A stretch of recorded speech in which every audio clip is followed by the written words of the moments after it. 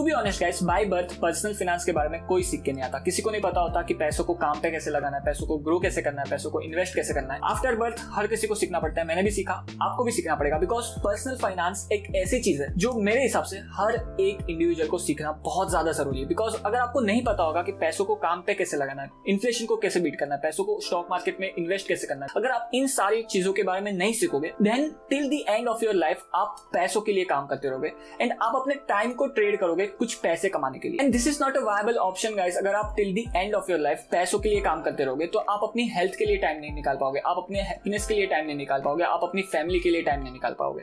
And that is why personal finance के बारे में जानना हर एक इंडिविजुअल को बहुत ज्यादा जरूरी हो जाता है। एंड हम अगर एग्जांपल ले तो मोटा भाई हमारे जो इंडिया के रिचेस्ट पर्सन है, वो क्यों इतने रिच है? बिकॉज वो एक इन्वेस्टर है, उनके पास मेजोरिटी ऑफ स्टेक है रिलायंस इंडस्ट्रीज लिमिटेड में। अगर हम आर के दमानी जी का एग्जांपल है, जो 4th या 5th रिचेस्ट पर्सन है इंडिया के, तो वो भी एक इन्वेस्टर है, उनके पास मेजोरिटी ऑफ स्टेक है एवेन्यू सुपरमार्ट का, and that is why he is also an investor. उनके एग्जांपल है कि अगर हम हमारी वेल्थ को उनके बराबर नहीं बट थोड़ा बहुत भी अगर हम उनसे सीख के उनके जो हैबिट्स है, उनके जो सीक्रेट्स है, उनको अपनी लाइफ में इंप्लीमेंट करके थोड़ा बहुत भी अगर हम हमारी लाइफ में इंप्लीमेंट करें तो हम उनके जितने नहीं बट 1 या 2% भी उनके जितने अमीर बन गए तो बहुत ज्यादा पैसा हमारे पास आ जाएगा। सो आज के इस एपिसोड में गाइस हम यही सब बातें डिस्कस करने वाले कि जो अल्ट्रा रिच लोग होते हैं, जिनके पास बहुत ज्यादा पैसा होता है, वो अपने पैसों को कैसे मैनेज करते हैं, उनके क्या सीक्रेट्स है, उनकी क्या हैबिट्स है अपने पैसों को लेके जो उन्हें बहुत ज्यादा अमीर बनाती है, और वो हैबिट्स, वो सीक्रेट्स हमारी लाइफ में इंप्लीमेंट करके हम कैसे हमारी वेल्थ को ग्रो कर सकते हैं। So everything in this episode, let's get started.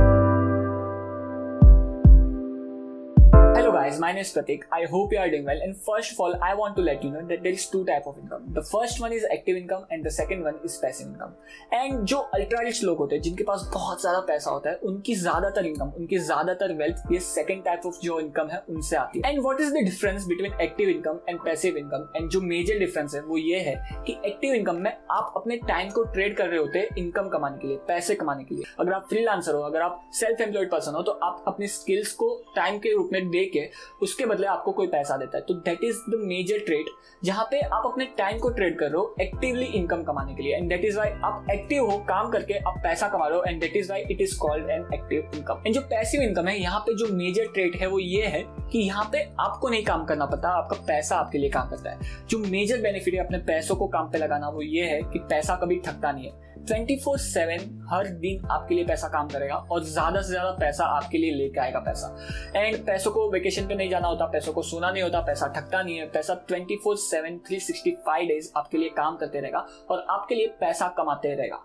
And that is the major benefit जब आप पैसिव इनकम पे अपनी ज्यादातर वेल्थ जनरेट कर पाओ तो। So now the question is कैसे हम ज्यादा से ज्यादा एक्टिव इनकम पे ना डिपेंडेंट रहे एंड ज्यादा से ज्यादा पैसिव इनकम पे डिपेंडेंट रहे, कैसे हम पैसिव इनकम से ज्यादा हमारा पैसा कमाएं। And to be honest guys, initial stage of your life में आपको ज्यादा से ज्यादा डिपेंडेंट रहना पड़ेगा एक्टिव इनकम पे, और एक्टिव इनकम से जो भी ज्यादा पैसा आप कमाते हो उसमें से ज्यादातर पैसा आपको सेव करके उस पैसों को कुछ ऐसे एसेट्स, कुछ ऐसे इंस्ट्रूमेंट्स में डालना पड़ेगा जो आपको पैसिव इनकम आपके लिए कमा के दे। एंड मेजॉरिटी ऑफ लोग गाइस जो एक्टिवली काम करके अपने लिए कुछ इनकम जनरेट करते हैं, उनकी ज्यादातर इनकम में से ज्यादातर पैसा अपने एक्सपेंसेस को पूरे करने में ही लग जाता है, और एक्सपेंसेस को फुलफिल करने के बाद भी जो थोड़ा बहुत पैसा बचता है वो पैसा बैंक के अकाउंट में पड़ा रहता है, जहाँ पे 3 to 4% इंटरेस्ट मिल रहा है राइट नाउ, जो वायबल नहीं है। और ज्यादा से ज्यादा वो लोग बैंक की एफडी में इन्वेस्ट करते हैं, जहाँ पे 5 to 6% इंटरेस्ट मिल रहा है, जो हार्डली इन्फ्लेशन को बीट कर रहा है। और अगर आपको लॉन्ग टर्म में बहुत अच्छी वेल्थ जनरेट करनी है तो आप बैंक के अकाउंट में रख के या फिर एफडी में इन्वेस्ट करके अपने पैसों को उस प्रोपोर्शनेट में ग्रो नहीं कर पाओगे। एंड दैट इज व्हाई अगर आपको लॉन्ग रन में ज्यादा से ज्यादा पैसिव इनकम पे डिपेंडेंट रहना है तो आपको initial stage of your life में एक्टिव इनकम जनरेट करनी पड़ेगी,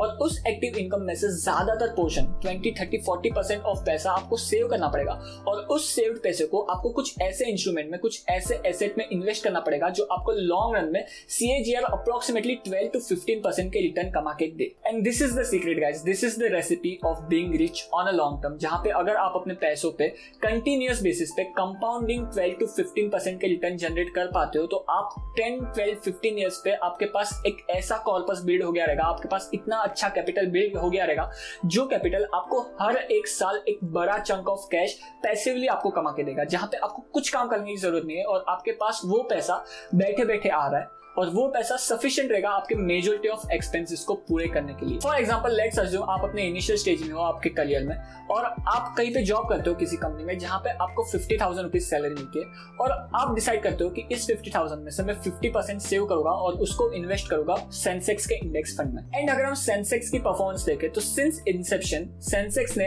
हर साल CAGR अप्रोक्सीमेटली 15% के आसपास रिटर्न दिया। और हमारे एग्जांपल में अगर हम देखें जहां पे ये बंदा हर महीने 25,000 इन्वेस्ट कर रहा है सेंसेक्स के इंडेक्स फंड में और पास्ट में सेंसेक्स के इंडेक्स फंड ने अप्रोक्सीमेटली 15% के आसपास CAGR एनुअलाइज्ड रिटर्न दिया है। बट हम कंजर्वेटिव लेंगे जहां पे हम देखेंगे कि अगर आने वाले 15 इयर्स में CAGR 12% के कंजर्वेटिव रिटर्न देता है अगर सेंसेक्स का इंडेक्स फंड, तो हमारे पैसों की वैल्यू क्या होगी। तो अगर हम आफ्टर 15 इयर्स देखें तो 15 इयर्स में आपने अपनी जेब से 45 लाख मार्केट में इन्वेस्ट किया है और इस 45 लाख पे आपको जो इंटरेस्ट मिला है उसकी वैल्यू है अप्रोक्सीमेटली 81 लाख के आसपास और ये जो पूरा कॉर्पस है उसकी वैल्यू अप्रोक्सीमेटली 1.3 करोड़ के आसपास।